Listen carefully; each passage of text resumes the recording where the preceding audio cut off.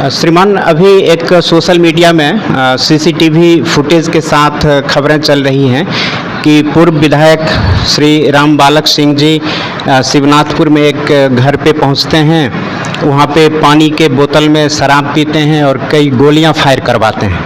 इस पे क्या सच्चाई है और इस पे आपका क्या पक्ष है? पहले बहुत बहुत आपको धन्यवाद। अभी चुनावी वर्ष है और हमारी बढ़ती लोकप्रियता से परेशान होकर के सभी दल वाले मिल करके, ये बीजेपी के बड़े नेता हैं अरविंद कुशवाहा जी, जो बड़े पैमाने पर दारू का कारोबार करते हैं, और उसी का सप्लायर राजेश कुमार है, जो पहले राजेश कुमार कई बार दारू के मुकदमा में जेल जा चुका है। उसके परिवार के कई लोग दारू के मामले में जेल जा चुके हैं।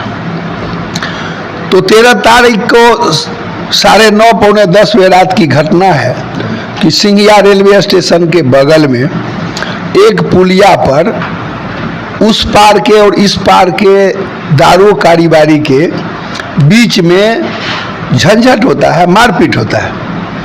उस समय हम अपने सिंघिया घाट अवस्थित होटल सत्कार में अपने राजनीतिक बिंदुओं पर चर्चा कर रहे थे। इसी बीच उसका लगातार हमको फोन आता है। फोन आने पर हम 3-4 बार के मिस कॉल के बाद हम उठाते हैं, तो हमको बोलता है कि चचा हो से हमरा फल्ला आदमी मारा है। हम कहे ठीक है, इसको बैठ कर के निदान किया जाएगा। तो नहीं, अभी हमारे घर पर आप आइए। तो हम घर आने के रास्ते में उसका घर है, तो हम वहाँ पे आए और रुक गए। रुक करके वहाँ पर बार बार हम फोन किए, लेकिन वह फोन नहीं मेरा उठाया। तो वहाँ से फिर हम अपने घर चले आए। बाद में हमको भी ज्ञात हुआ पेपर के माध्यम से कि आप वहाँ पर गोली चलाए हैं। तो हम कहे कि सीसीटीवी फुटेज पर आप देखिए कि वहाँ पर किसी तरह की वारदात नहीं हुई है। जो कहते हैं गनमैन गोली चलाया, तो गनमैन तो हमारे सुरक्षा में गाड़ी से निकल के वहाँ पे खड़ा हो गया और आगे पीछे वह जाते रहा, देखते रहा कि कोई बात तो नहीं है, और इसके बाद हम लोग चले आते हैं। अब इस बात को सभी राजनीतिक दल वाले और दारू माफिया सब मिलके इसको एक साजिश रचते हैं कि रामबालक सिंह को इस विधानसभा चुनाव में कैसे रोका जाए। और इससे पहले भी कई बार हम पर झूठा मुकदमा हो चुका है। आदरणीय कॉमरेड रामदेव वर्मा थे, तो कहीं भी घटना घटती थी तो हमारे दोनों भाई का नाम दे दिया जाता था। ये परंपरा है। तो आज तो आदरणीय कॉमरेड रामदेव वर्मा नहीं है, तो अब जो लोग बचे हुए हैं, जो जिनको बहुत जल्दीबाजी है विधानसभा में शपथ ग्रहण करने का, तो वो देखते हैं कि रामबालक सिंह के रहते हुए तो हम विधानसभा पहुंच नहीं सकते हैं, इसलिए रामबालक सिंह को साजिश के तहत झूठा मुकदमा में इनको फंसा करके और क्षेत्र से हटा दिया जाए। यही सब साजिश है। हमारे पास तो सारे कॉल रिकॉर्ड है। और उसी बीच में वही बीजेपी के दारू माफिया अरविंद जी एक अपने फेसबुक पर मैंने एक गलत शब्द का प्रयोग करके मैसेज डालते हैं, और उस मैसेज में उनको कमेंट के रूप में उनको बड़ी ग्लानि महसूस होता है। तो वो कल हो करके उस मैसेज को डिलीट कर देते हैं। तो डिलीट करने के बाद जो दूसरे दल के विरोधी हैं, अब उनको कटाक्ष करने लगते हैं, अनाप शनाप, ये डिलीट आप क्यों मिटा दिए, फलाना ढेकाना। तो फिर दूसरे लोग उस मैसेज को चलाते रहे। खैर, ये तो कानूनी प्रक्रिया है।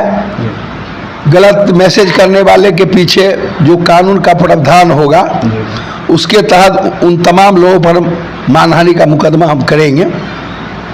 लेकिन ये घटना सरासर राजनीतिक रंजिश के वजह से और हमरे बढ़ते लोकप्रियता से परेशान होकर के इस तरह का ये लोग सोच विचार के, घटना है 13 का और एफआईआर होता है 15 का।